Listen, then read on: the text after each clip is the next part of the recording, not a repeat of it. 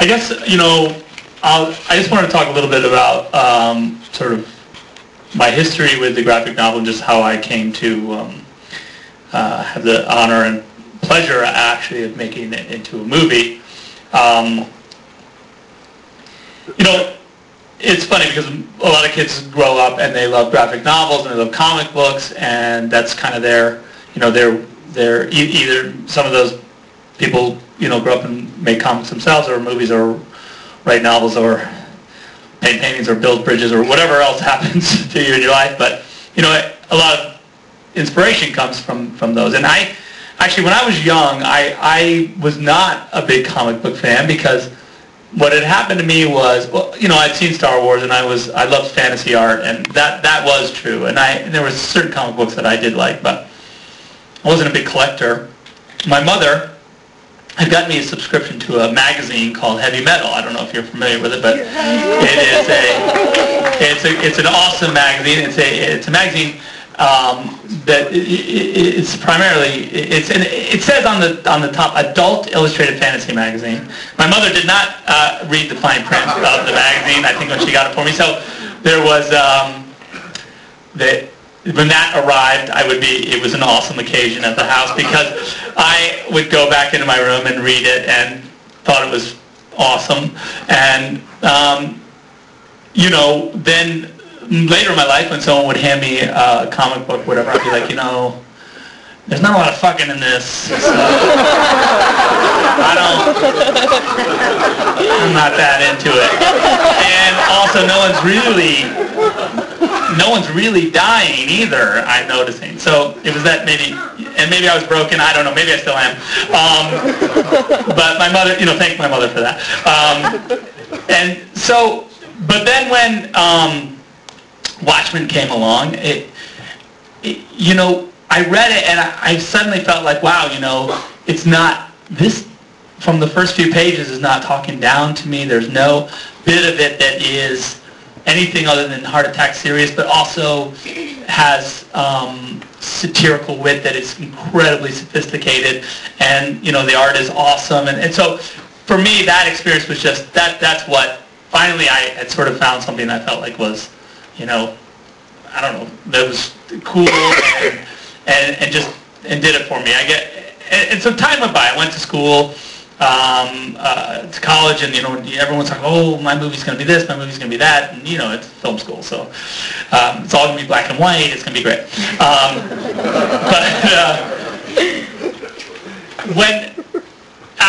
When Watchmen came back into my life, we were working on we had finished 300, we were in post, and the studio said, hey, they called me up and said, hey, we're thinking of making this movie. And by the way, 300 at that time, we were pretty much the bastard children.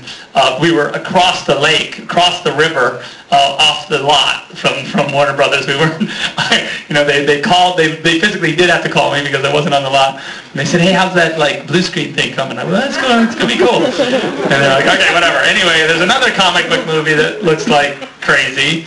You should come check that out. It's called Watchmen. I don't know if you're familiar with it. I'm like, yeah, I'm familiar with it. And so, but I was like, I don't know. I knew what it was, and I just knew that the process of making that, and Hollywood is mean, and not look, it's commerce in the end, right? Like the movie has to get made, and then people have to go see it. So that made me nervous, in the sense that I think that people have expectations about. And people who put up a lot of money, they have expectations about what a movie is, and rightfully so. And I just felt like, I don't know if that's the right thing to, if you get into that, if you start down the Watchmen road, where does that lead you as far as commerce and, the general public and stuff like that is concerned. So I was like, I don't know. And then I went over there, and I had this meeting, and basically the script and sort of the concept at the time was, it's going to be the War on Terror. We're going to update it.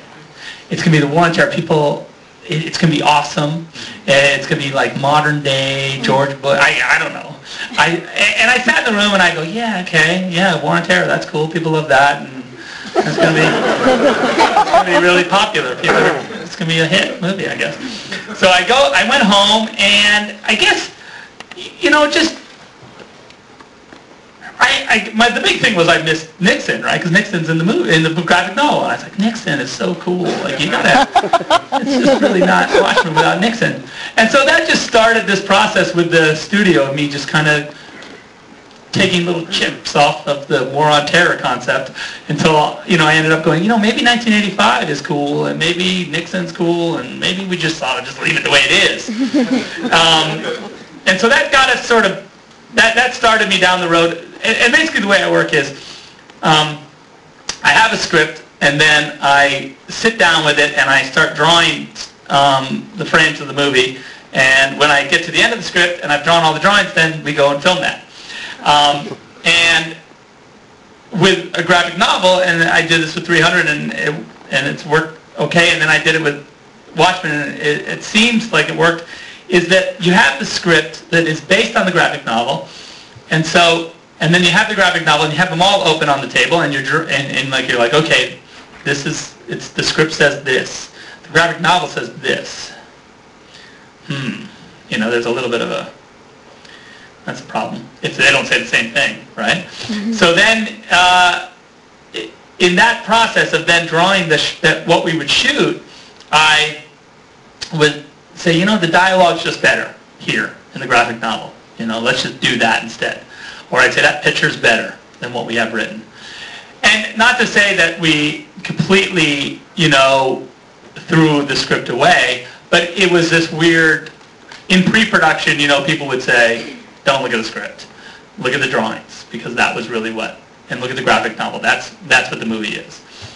And so, we went to Canada and we filmed this beautiful graphic novel, tried to turn it into a movie, and I think it was cool to work on a crew, and I got to say, everyone in Canada, I've never worked on a job where everyone had read the graphic novel, everyone was into it, they worked extra hard, and I said to Debbie, my wife Debbie, who's one of the producers right there, I said that she's awesome.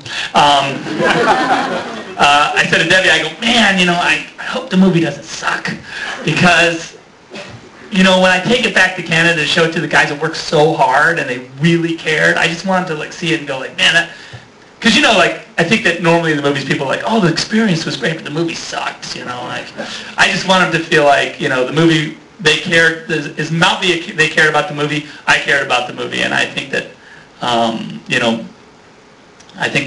hope anyway, when they see it, that they'll feel that way. What I brought for you guys today was, it's not done yet, is the beginning of the movie, the first 12 minutes of the movie. I just feel like, kind of get a sense of the world of Watchmen, and what it's about, and just the tone, because it's very particular. The visual effects aren't completely finished, so there's a lot of shots that aren't totally done yet, but a fair amount are. And let's see. After that, I got a couple of other clips, but I think that'll get you started. So that's what I did.